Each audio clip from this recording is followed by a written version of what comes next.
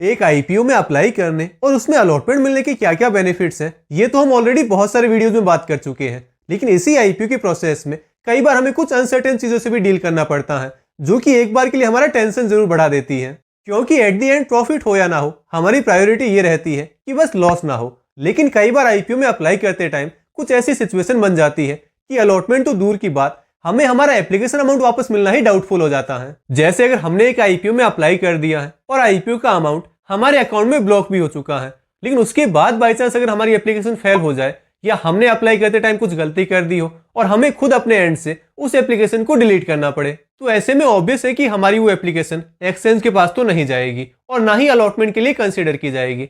पर हमारा अमाउंट तो ऑलरेडी ब्लॉक हो चुका है, वो हमें वापस कैसे मिलेगा? ये काफी टेंस सिचुएशन हो सकती है, खासकर इसे अगर आप फर्स्ट टाइम एक्सपीरियंस करें तो। क्योंकि जनरली अगर हमारा अमाउंट अनब्लॉक ना हो या टाइम पर रिफंड ना मिले तो हमें पता है कि मैक्स टू मैक्स 2-3 दिन में हमारे पैसे वापस आ जाएंगे, और अगर ना आए तो हम रजिस्ट्रार को मेल कर सकते हैं या फिर बैंक वालों से कांटेक्ट कर सकते हैं। लेकिन अगर हमारी एप्लीकेशन ही फेल हो जाए तो फिर हमारे पास क्या ऑप्शन है? क्या ऑटोमेटिकली अमाउंट अनब्लॉक हो जाएगा या उसके लिए हमें मैनुअली कुछ करना होगा? तो देखिए, फेल्ड एप्लीकेशंस को हमेशा अनअलॉटेड एप्लीकेशंस की तरह ही ट्रीट किया जाता है। यानी जिन एप्लीकेशंस को अलॉटमेंट नहीं मिला है उनमें रिफंड का जो प्रोसेस है वही सेम प्रोसेस यहाँ भी फॉलो होता है। तो इसका मतलब ये है कि अगर किसी कारण से हमारी एप्लीकेशन फेल हो जाए या हमें खुद अपने एंड से डिलीट करनी पड़े, तो उसमें हमारा जो अमाउंट ब्लॉक हुआ है वो अलॉटमेंट आउट होने के 1-2 दिन बाद खुद में खुद अनब्लॉक हो जाता है।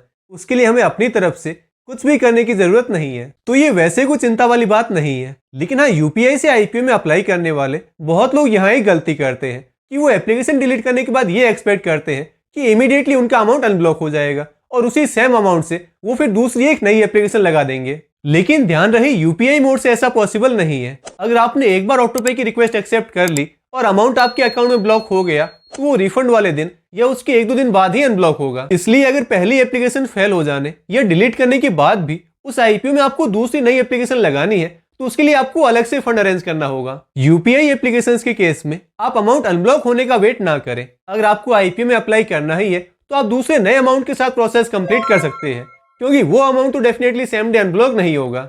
अगर आपको इसमें प्रॉब्लम है तो आई विल सजेस्ट कि आप नेट बैंकिंग से आईपीओ में अप्लाई कीजिए, क्योंकि असबा एप्लीकेशंस को अगर हम आईपीओ क्लोज होने से पहले डिलीट भी कर दें तो with in the few seconds वो अमाउंट अनब्लॉक हो जाता है और हमारे बैंक अकाउंट में शो होने लगता है, जिससे आप चाहें तो उसी सेम आईपीओ में एक नई एप्लीकेशन फिर से लगा सकते हैं। वैसे नेट बैंकिंग से आईपीओ में कैसे अप्लाई किया जाता है, अगर आपको वो पूरा प्रोसेस लाइव देखना है तो मैंने इस पर एक डिटेल वीडियो ऑलरेडी बना रखा है, जिसका लिंक आपको ऊपर आई बटन में, नीचे डिस्क्रिप्शन बॉक्स में और वीडियो के लास्ट में एंड स्क्रीन पर भी मिल जाएगा। तो दोस्तों, अगर आपको आज का वीडियो पसंद आया है तो इस वीडियो को लाइक कर दें और चैनल को सब्सक्राइब जरूर कर लें, ताकि आपको आगे भी ऐसे ही और वीडियोस मिलते रहे।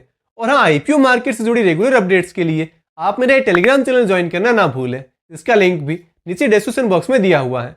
हमारी फिर मुलाकात होगी अगले वीडियो में। तब तक के लिए गुड बाय।